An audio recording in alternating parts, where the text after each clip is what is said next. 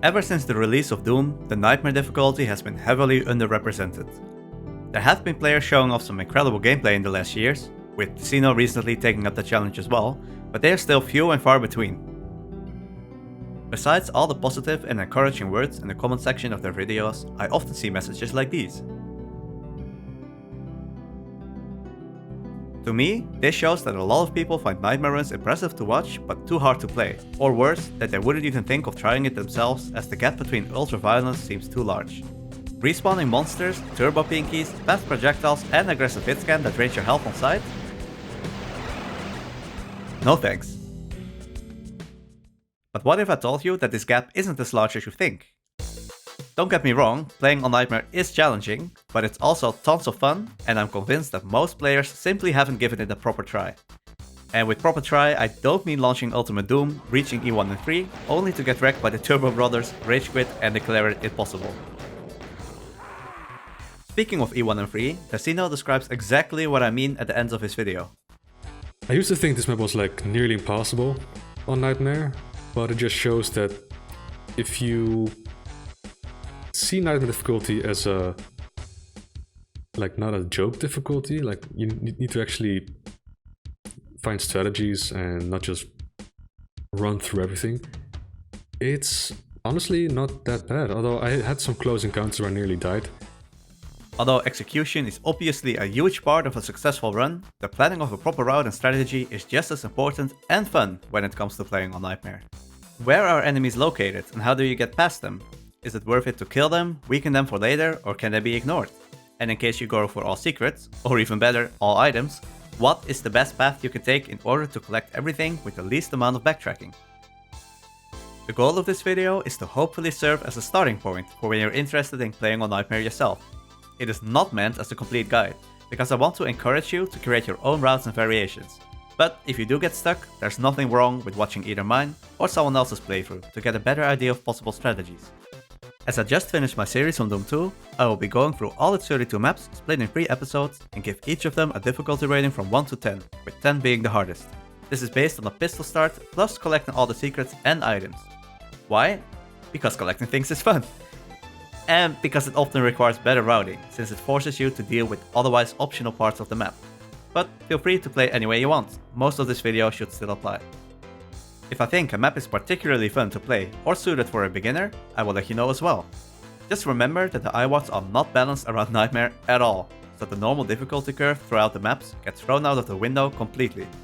In fact, early maps like Doom 2's Map 4 and Doom's E1M9 are 2 of the hardest on Nightmare, so I highly suggest playing individual maps to get acquainted and keep it fun. There is no reason to force yourself into playing them in order. Okay, the focus attempt 18 or something? What are we at? If you are looking for a WOD that is specifically balanced around Nightmare, then consider giving Not Even Remotely Fair a try. This is where I got my first experience playing on this difficulty. It consists of beautiful, detailed maps with 3 built-in difficulties. You can go for speed, all the secrets, or all the secrets and items. And the enemy's secret and item placement is done in such a way to improve your skill and teach you basically everything there is about Nightmare. Now, let's get started with Doom 2.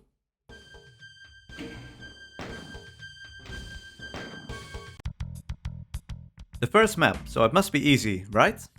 Well, yes and no. While not a hard map, it teaches you 2 important things.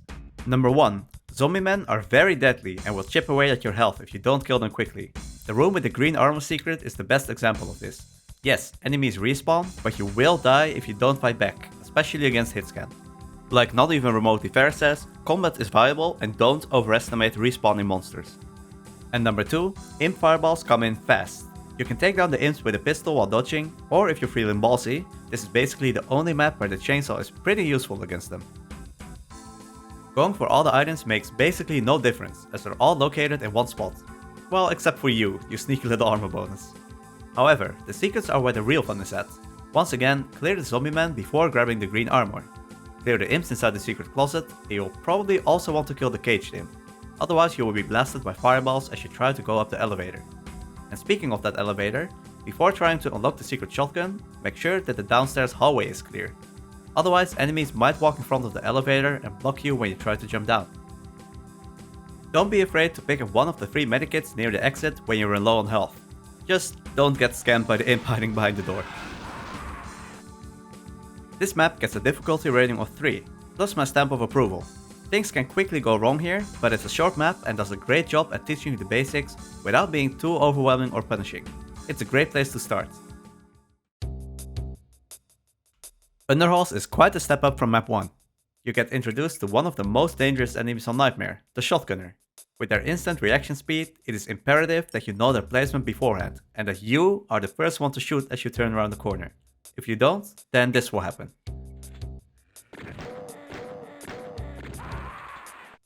Luckily, all of the items are on the path, and the only secret of the map gives you a juicy mega armor plus a shortcut back to the beginning of the map. Just be careful for shotgunners that might have teleported there as well. The hardest part of this map comes in the second half, as the wall is opened up where all the respawned enemies will come through to say hi. Take down everything near this opening and be fast. If you hear something respawn nearby, it's worth going back to kill, otherwise they might snipe you later from upstairs. Also, make sure to clear the downstairs area as much as possible before you drop down. There's a few barrels you can blow up. Then quickly move on before enemies on the floor above respawn. This map gets a difficulty rating of 5, plus another stamp of approval. Even though it's challenging and basically hitscan hell, I was surprised by how doable it is. Hitscan generally isn't too bad as long as it's in close range and you don't get surprised. As long as you listen closely to the sound of respawns and are quick enough to pull the trigger before the enemy, you will have a fair chance at beating this one. It's fun, it teaches you to keep moving, and you encounter the first small bit of backtracking. Not necessarily a recommendation for beginners, but definitely worth a try once you're consistent at some of the easier maps. The Gantlet is definitely the easiest map so far. You can jump to the early mega armor on the left, but it really isn't needed. Instead, just take the elevator up, jump inside the only secret and grab that mega armor instead, plus a soul sphere and partial invisibility. Don't miss the jump though. Don't need it because there's one right. Whoa! I jumped over it. Okay. Well. These 3 items will carry you throughout the map, as the chain gunners will barely be able to hit you and you have plenty of health and armor to reach the end. The only potential danger are the pinkies and specters in the last room as you grab the red key. And if you're going for all the items, don't forget to grab the armor bonuses inside the imp closet. This map gets a difficulty rating of 2. I honestly don't find it interesting to play on Nightmare as there's only one clear path and virtually no strategy that you need to apply. There just isn't a lot to say about it. At least going for this jump is kind of fun.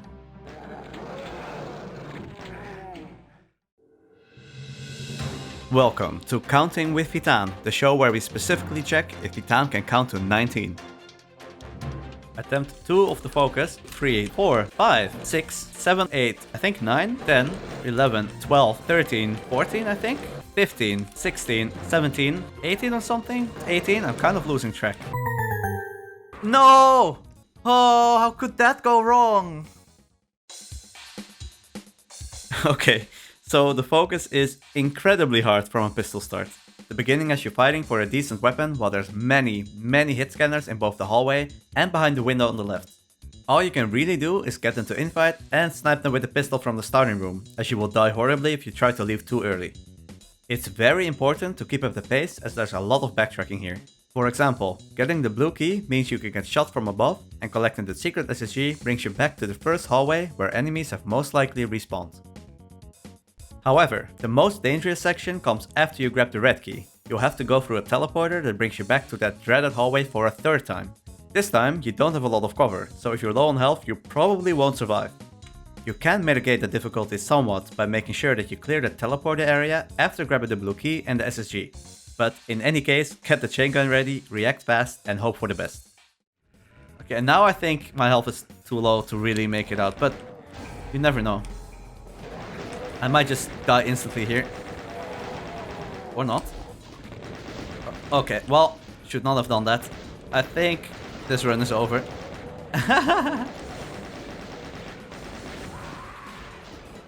The final room isn't too bad, but don't drop your guard out of excitement for being so close to the end. Trust me, in maps like these, it's easy to subtly choke in sections that you would normally beat 99% of the time. There's more chain gunners to deal with, plus you have to be wary of enemies walking through the red door and hitting you from the ledge above. Alternatively, you can try to go for a jump and skip combat altogether if you manage to pull it off.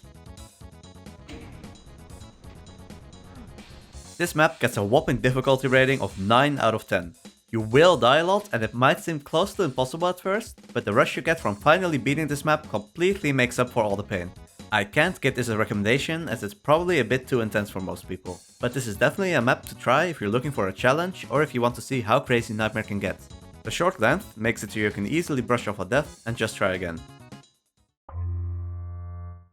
The waste tunnels is nice enough to give you an immediate super shotgun, soul sphere, plus an optional green armor inside this little trap filled with imps. And you even start off with the chain gun thanks to the enemies in the first room. This all comes in useful when you're going for the secret plasma, as you will probably take a lot of damage from the shotgun trio and the enemies near the plasma gun itself. Shortly afterwards you get a mega armor and another soul sphere which will carry you towards the exit. On Nightmare, you can easily get the chain gunner to infight with the Hell Knight as he will instantly start to shoot you once you open the door, and then you can just run past them. There isn't much else to say about this map, it only has 3 items and is very forgiving thanks to all of the power-ups. The ending can be challenging though, as there are 3 Kako demons to deal with. Be careful not to get blocked by the specters down below when you're going for the final secret, and be ready for any respawned enemies that are waiting for you when you go through the teleporter.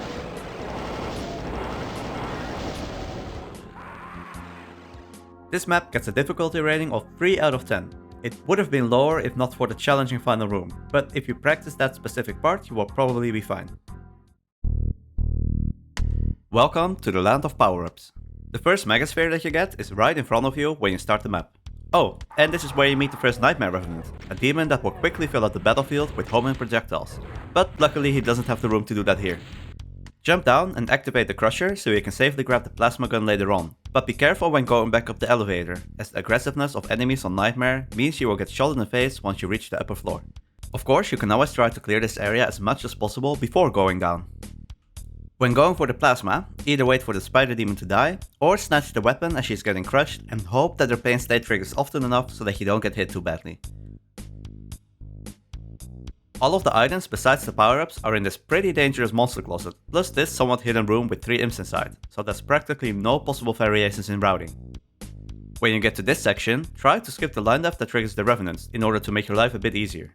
Then comes possibly the best secret in the entire game, a Megasphere, Mega Armor, Rocket Launcher and Backpack. That Mega Armor always felt like overkill to me, as your armor is already stacked from the Megasphere, but in any case it's everything you need to reach the end. As you probably know, you can grab the yellow key without triggering the trap. It does mean that you have to jump to the exit though, and as there's a lot of specters running around in the toxic waste below, failing the jump can be costly. But if you don't care about speed, you can always take your time to remove the specters beforehand, as there isn't really anything that can respawn in this room, besides that one shotgunner. The Crusher gets a difficulty rating of 2 out of 10. It is extremely forgiving with its 2 Megaspheres, Supercharge and a Mega Armor that are spread nicely throughout the map. The only somewhat dangerous section is the beginning room after you grab the blue key and go back up the elevator, as there's a group of demons waiting for you. Accidentally triggering the yellow key trap or failing the jump can be punishing as well. I'm also giving this map a recommendation because it is very friendly to new players. You'll probably find it boring after gaining some experience on Nightmare, but we all have to start somewhere. Oh boy, this map. I'm sure this won't be news to you, but to reach the end you first need to kill all the Mancubi, and then all the Arachnotrons so the steps in the middle get raised. First of all, this map becomes a bullet hell with the amount of projectiles that are just flying around. The second problem is that enemies respawn, so if you're too slow, it is very easy to get stuck in a loop where you just keep killing Arachnotrons forever. Okay, and there are quite a few Arachnotrons left. Time for the plasma.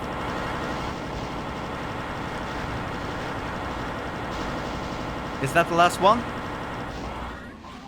It is not. I hear one over here somewhere. 2 of them even. Yeah, things can get messy very quickly. I hear more Arachnotrons around the corner. Come on. Was that the last one? It still wasn't. A way to counter this is to shoot all 4 sides with the rocket launcher as they appear in order to weaken them first. Then you can swap to the plasma and hopefully finish them all off before the first spiders come back. Then there's the items. The partial invisibilities make it almost impossible to dodge the barrage of projectiles coming your way. And even if you're not going for the items, it's very easy to accidentally pick one of them up. There's multiple things you can try, like grabbing them at the start or at the very end. but the safest strategy is probably to pick them up immediately and play it slow until the invisibility runs out. Basically, leave one Mancubus alive for a minute or so and just kill anything that respawns. It is pretty boring though, so I usually tend to just rush ahead as the map is pretty short anyway. That simple gets a difficulty rating of 8 out of 10. No exploration or routing here, just a bit of strategy, good execution and hopefully some luck with slow respawns. It's very hard, but it never fails to be exciting. Okay, you die. Maybe this is it. Yes, it is! Just have to exit. No!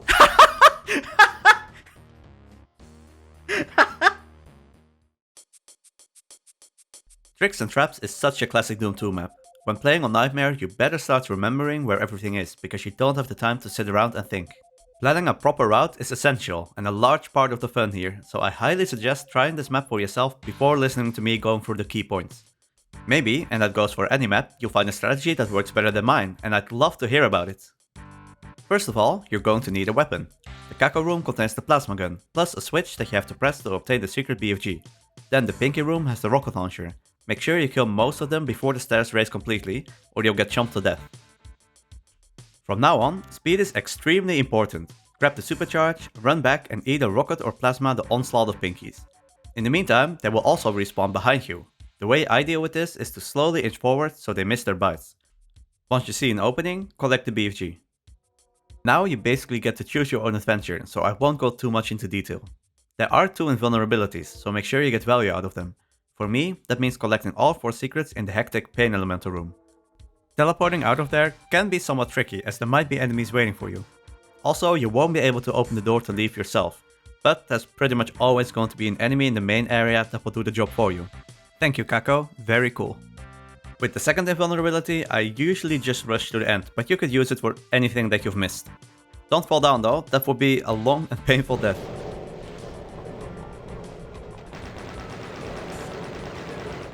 Tricks and Traps gets a difficulty rating of 5 out of 10, plus my stamp of approval.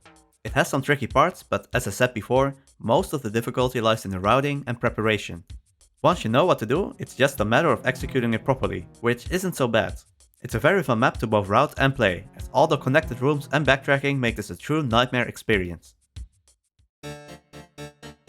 Small disclaimer, the pit is my nemesis. It is a very hard map for sure, but I feel like I always have more trouble than I should. I had an incredibly rough time in both my video and my livestream. Nah. I don't... Fuck! On paper, it seems very doable. You start off with a Mega Armor and you can get a Soul Sphere on the highest floor. Make sure you collect the Rocket Launcher as well, but try to avoid triggering the trap. Then, once you have the Rocket Launcher, pre-fire rockets and trigger the trap to minimize damage taken. Also make sure that you don't cross this line depth here, as it will reveal a certain depth. Instead, just jump over the gap. Oh, and you might have noticed these useless Pain Elementals thanks to the Lost Soul limit being reached. You can either kill them, as Pain Elementals don't respawn, or ignore them as long as you don't kill enough Lost Souls to go back under the limit. The reason this map is hard is because it's an endurance test. As you make progress, your health will slowly drain from all the hit scan. Then there's things like the outside area with a large amount of monsters that can get you killed very quickly. Luckily, they are prone to infighting, so walk in a circle around the building and most of them should die. Collecting the secret BFG is tough, as you have to clear the entrance from both the outside and the inside. Be aware that killing these Lost Souls will allow Pain Elementals to spawn new ones, 3 to be exact, assuming that you also collected the supercharge, so you might want to save grabbing the BFG until the very end. It's a trade-off. You don't get the weapon, but you neutralize all of the Pain Elementals on the map. Which is better is for you to decide, that's part of what makes Nightmare fun. Getting to the big room with the 3 switches is sort of a checkpoint, as enemies won't be able to get in. You're not done yet though, the final secret in the lift room is a pain to collect. You need to lower multiple platforms by walking forward, but if you're too slow, you have to take a step back. Besides all the enemies on the platforms themselves, there's also a big group of Lost Souls that wakes up halfway. It's all very messy. If you have the BFG here, you can time your shots to instantly kill most groups, making the room a bit more doable. Otherwise, you have to do the whole thing with the shotgun and rocket launcher instead. After all that, it's time to head to the exit. Make sure you kill or avoid the specters in the very final room as you collect all of the health bonuses. You really don't want to get stuck at a moment like this. The pit gets a difficulty rating of 8 out of 10. The length of the map makes it really punishing when you die, and I feel like there's always at least something that goes wrong in a map this big. If you try this for yourself with all the secrets and items, please let me know what route works the best for you, as I'm very curious. Refueling base may seem incredibly overwhelming at first with its high amount of hit scan, 18 secrets and 100 items, but it's not as bad as you think. Just like map 8, most of the difficulty here lies in the routing. And also like that map, the first question is, where do you get better weapons? Once again, I suggest you try to figure this one out for yourself first, as determining priorities will help you improve at playing on Nightmare. The shotgun is self-explanatory, you can get it at the start. Going for the chain gun releases 4 specters, but it's a nice weapon to have early on in the map.